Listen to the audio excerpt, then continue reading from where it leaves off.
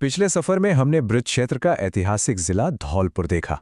तो चलिए अब उसी ब्रजभूमि में थोड़ा और आगे बढ़ते हैं और पहुंचते हैं उस जिले में जहां इतिहास, राजशाही और प्रकृति तीनों एक साथ मिलते हैं।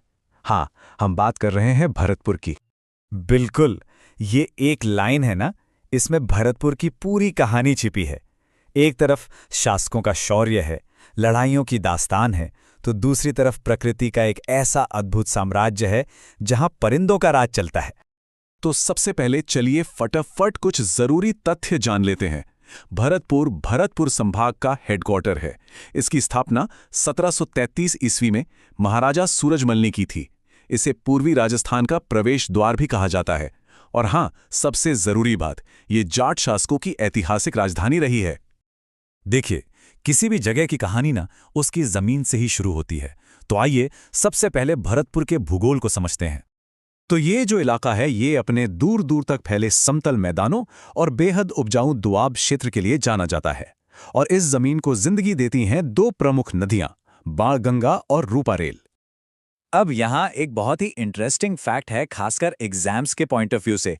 रूपारेल नदी, इसे एक विलुप्त होती नदी माना जाता है। ये पॉइंट छोटा सा है पर बहुत इंपॉर्टेंट है, तो इसे जरूर याद रखिएगा। भूगोल तो हो गया, अब बात करते हैं उस चीज की जो भरतपुर को अजेय बनाती है, इसका जबरदस्त इतिहास और इसके महान शासक। और इस इतिहास के सेंटर में हैं महाराजा सूरजमल, 18वीं सदी के वो महान शासक जिन्होंने न सिर्फ भरतपुर की नींव रखी, बल्कि इसे एक बहुत ही शक्तिशाली राज्य भी बनाया। आप सोचिए, उनकी बुद्धिमत्ता और दूरदर्शिता इतनी कमाल की थी कि उन्हें एक बहुत ही खास उपाधि दी गई थी, जाटों का Plato, the Plato of the Jats. ये टाइटल ही अपने आप में सब कुछ कह देता है। और महाराजा सूरजमल की इसी विरासत का सबसे बड़ा प्रतीक है लोहागढ़ किला। ये सिर्फ एक किला नहीं है, बल्कि जाटों के शौर्य का एक जिंदा सबूत है। और पता है इसकी सबसे बड़ी खासियत क्या थी? ये मिट्टी से बना था। जी हाँ, मिट्टी से, जिस पर तोप के गोलों का भी कोई असर नहीं होता था। और बस इसीलिए इसे अजेय किला कहा जाता है, एक ऐसा नाम जिसे अंग्रेज तक झुठला नहीं सके।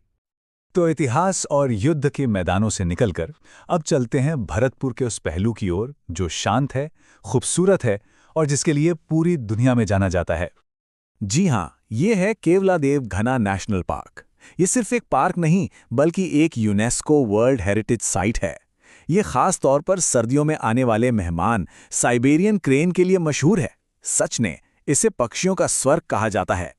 भरतपुर की अर्थव्यवस्था की रीढ़ की हड्डी आज भी खेतीबाड़ी ही है और यहाँ की उपजाऊ जमीन इसे मुमकिन बनाती है। गेहूं, बाजरा, दूध उत्पादन और हाँ, सरसों उत्पादन का ये एक बहुत बड़ा केंद्र है जो यहाँ के लोगों की लाइवलीहुड का मुख्य आधार है।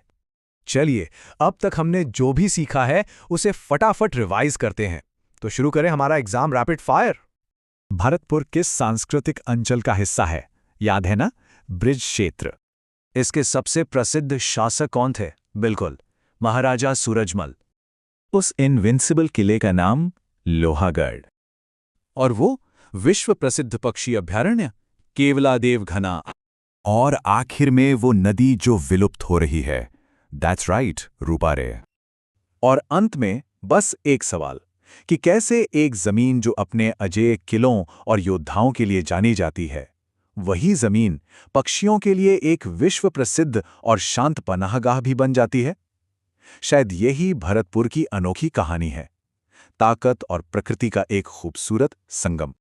तो अगर राजस्थान के हर जिले की जानकारी इसी तरह एक दूसरे से जुड़ी हुई और एग्जाम रेडी चाहिए, तो अभी @गिरी स्टोरी को सब्सक्राइब कर लीजिए, क्योंकि हमारा अगला पड़ाव हमें ब्रिज से मेवात की ओर ले जाएगा। मिलते हैं अगली कड़ी में।